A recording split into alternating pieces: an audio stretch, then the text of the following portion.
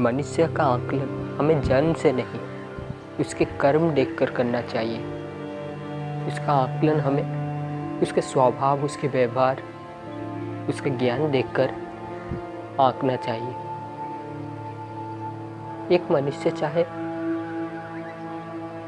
शिक्षा के स्तर पर कितना भी ऊंचा हो, परंतु उसका स्वभाव, उसका व्यवहार बुरा है, वो आदर्शिक नहीं है, वो मानवता के विरुद्ध है, उसके स्वभाव में पशुता का भान होता है, तो क्या वो मनुष्य श्रेष्ठ कहलाएगा? नहीं। वास्तव में एक सच्चा ज्ञानी मनुष्य विनम्रता से भरा होता है, सद्व्यवहार से भरा होता है, सदाचार से भरा होता है। जिस वृक्ष में फल लग जाते हैं वो फल झुक जाता है। ठीक उसी प्रकार जो एक श्रेष्ठ कोटि का मनुष्य है, एक उत्तम श्रेणी का व्यक्ति है, वो कभी अपने अहंकार में चकनाचूर होकर दूसरों को अपना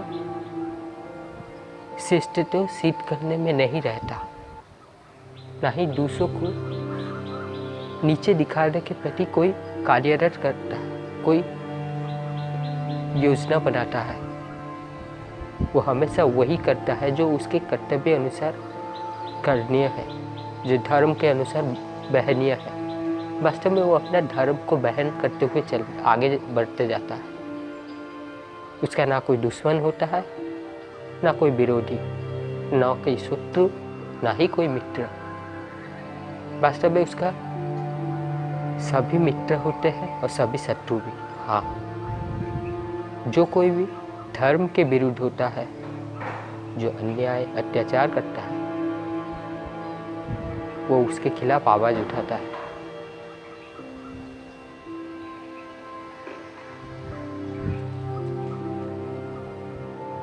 और जो धर्म के राह पर स्थित रहता है, जो सबको न्याय देना चाहता है, जो सद्गुणी मनुष्य है, वो स्वतः ही उसका मित्र बन जाता है।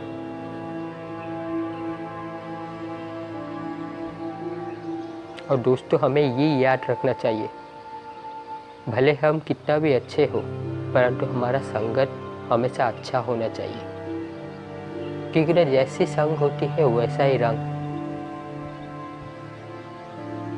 अगर एक साधु मदिरालय में जाकर बैठ जाए, तब भी वो उसमें कलंक आ जाता है, वो कलंकित हो जाता है।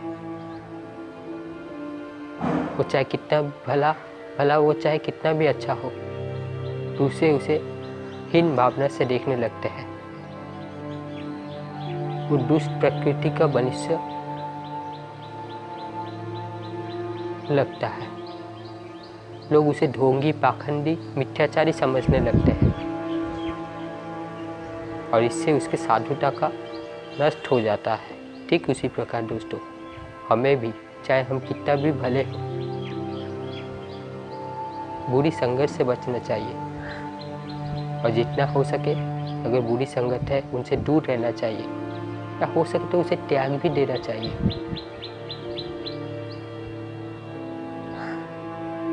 स्वयं का संगत करना सबसे अच्छा संगत होता है। स्वयं को ऊंचा बना दो और स्वयं में ही आनंद मग्न रहो। जब तक तुम किसी दूसरे के सहारे रहते हो, किसी दूसरे को खुशी सुख का इच्छा मानते हो, तब तक तुम किसी पर निर्भर रहते हो। और जब तुम निर्भर रहते हो, क्या तुम वास्तव में कोई एक श्रेष्ठ कार्य, एक उत्तम कार्य कर सकते हो? नहीं। जो आत्मस्थ मनुष्य होता है वो हमेशा अपने अंदर के आवाज को सुनकर आगे बढ़ता है, आत्मा से संचालित होता है, वो खुद स्वयं में ही आनंदित रहता है।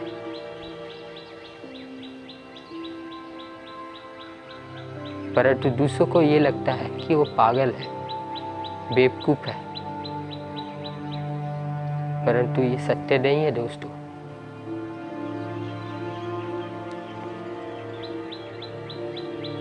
हमें अपना कर्म निर्मल बनाना चाहिए, ऐसा कर्म जिसमें कोई कलंक ना हो, जो दूसरों को प्रेरणा दे सके, जो सबके लिए सहायक हो, ऐसा कर्म जो संसार में श्रेष्ठ हो। वास्तव में जिस दौर का समस्या होगा, आप उस दौर से समस्या का समाधान नहीं निकाल सकते। समस्या का समाधान निकालने हेतु आपको उस स्तर का समस्या से उच्च स्तर पर जाना होगा, और सांसारिक समस्या का समाधान आध्यात्मिक स्तर पर होता है, क्योंकि आध्यात्मिक सबसे उच्च स्तर होता है और सांसारिक निचला स्तर। और वास्तव में स्वर्ग और नर्क कुछ भी नहीं होता है। बुरी संगत का नाम ही है नर्क, और अच्छे सद्गुणी मनुष्य का नाम ही है स्वर्ग। जब आप सत्य का संग करेंगे, उसे सत्संग कहेंगे। और सत्य होता क्या है? जो चिरस्थायी होता है, जो निरंतर, नित्य, नूतन और पुरातन भी है, जो कभी बदलता नहीं, उसे सत्य कहते हैं। और जब तक आप सत्य को जानते नहीं, उसका ज्ञान ही नहीं होता, तब तक क्या आप वास्तव में सत्य का संग कर सकते हैं? नहीं ना। हमेशा ऐसी संगत में रहिए, ऐसे स्थान पर जाइए, ऐसे लोगों के पास जाइए जो आपसे उम्र से ज़्यादा हो, अनुभवी हो, क्योंकि ना अनुभवी लोगों से आपको जीवन का अनुभव मिलेगा। विद्वान लोगों के पास जाइए, जिससे आपको विद्या की स्तर में बढ़ोतरी आए। दुनिया में कुछ भी कार्य करो जिसमें आपका वास्तविक स्तर पर प्रगति हो, वही करो। सांसारिक प्रगति वास्तविक प्रगति नहीं होती, क्योंकि सांसारिक उपलब्धियाँ, सांसारिक सफलताएं आती जाती रहती है। ये आज गई, कुछ समय तक सुख का आभास दे सकती है, फिर कुछ समय बाद हमें दुख होने लगता है। संसार चिरस्थायी है, परंतु एक रूप में नहीं, इसका रूप बदलता रहता है। और यही कारण है दोस्तों, हम जन्म तो लेते हैं इन पंचभूत शरीरों से, परंतु इन पंचभूत शरीरों से अनंत काल तक संसार में नहीं रह सकते। अगर हमारा जन्म हुआ, तो मरने के पश्चात यही शरीर किसी दूसरे शरीर के रूप में उभर जाता है।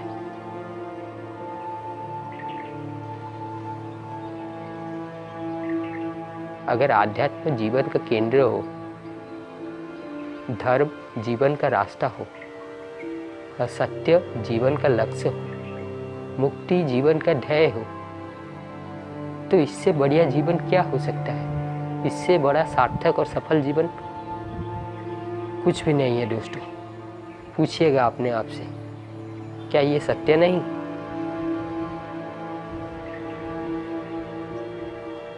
इस संसार में जो भी मनुष्य जन्म लेता है, चाहे वो भगवान भी क्यों ना हो, सभी एक ही प्रक्रिया से गुजरते हैं, एक ही तरह से रहते हैं, परंतु श्रेष्ठ वही कहलाता है जिसका कर्म अच्छा होता है, जिसका स्वभाव अच्छा होता है, जिसका ज्ञान विलक्षण होता है, जिसका प्रतिभा कौशल युक्त होता है। वही मनुष्य श्रेष्ठ मनुष्य कहलाने के योग्य होता है। अपने आप में नाना तरह की कौशलता लाइए, ज्ञान को निरंतर वृद्धि करते रहिए, और वास्तव में आप किस तरह का मनुष्य है ये आपका बोध बता देता है। और आपका बोध का दर्शन आपका चयन पर टिका रहता है। अगर आपका चयन सबसे अच्छा हुआ, जो जन कल्याण के लिए होता है, सार्वजनिक कल्याण के लिए होता है, राष्ट्र हित के लिए होता है, समाज सुधार के लिए होता है, तब फिर ये बता देता है कि आप कोई साधारण मनुष्य नहीं है, एक अच्छे तरह के मनुष्य है। वास्तव में हम जन्म तो साधारण लेते हैं, परंतु हम इस साधारण से असाधारण बनते हैं कि नहीं, ये हमारा जीवन तय करता है।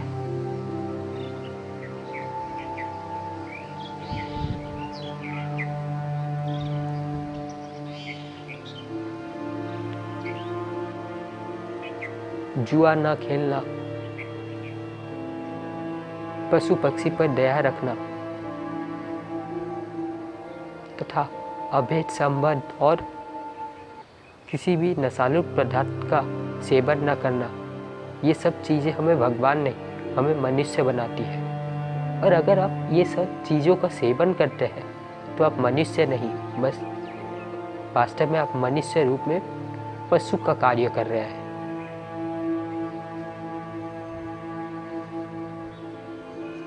पशु सिर्फ अपने प्रजाति पर ही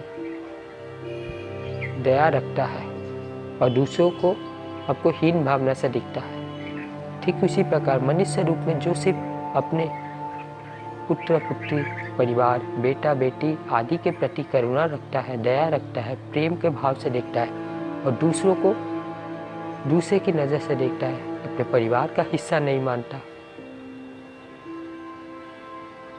कोई और मानता है, तो वो पशुता का ही कार्य कर रहा है।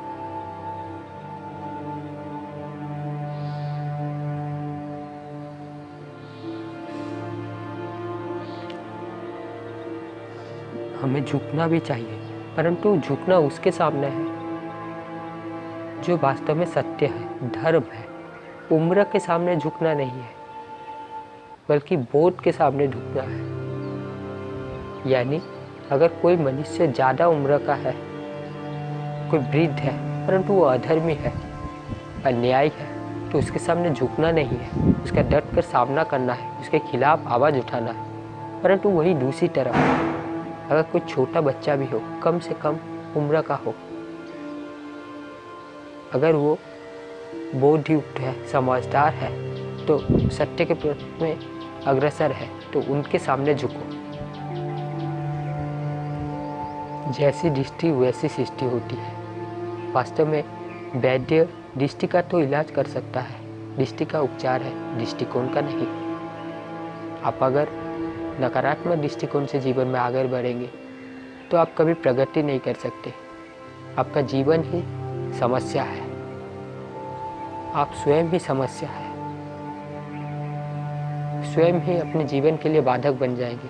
वही अगर सकारात्मक दृष्टिकोण से आगे बढ़ेंगे तो समस्या चाहे कितना भी हो, आप हर समय समाधान की ओर आगे बढ़ेंगे। और हमारा दृष्टि जिस ओर जाती है उस ओर हमारा एकाग्रता केंद्रित हो जाता है और वो चीज़ हमें बड़े होने लगता है। अगर हमारा दृष्टि, हमारा एकाग्रता समस्या पर होगी तो हमें समस्या बड़ी होने लगेगी, और अगर समाधान पर होगी तो उसके सामने समस्या छोटी होने लगेगी और हम समाधान निकाल पाएंगे। तो अंततः यह कहूँगा दोस्तों कि हम जन्म से सब एक ही प्रकार के हैं, बस शारीरिक संरचना में भिन्नता है। इसीलिए हमें अपने जीवन को रंगीन बनाने हेतु, जीवन को स्वर्णिम बनाने हेतु, सबके लिए आदर्श स्थित करने हेतु अपने कर्म पर ध्यान देना चाहिए, जन्म पर नहीं। धन्यवाद।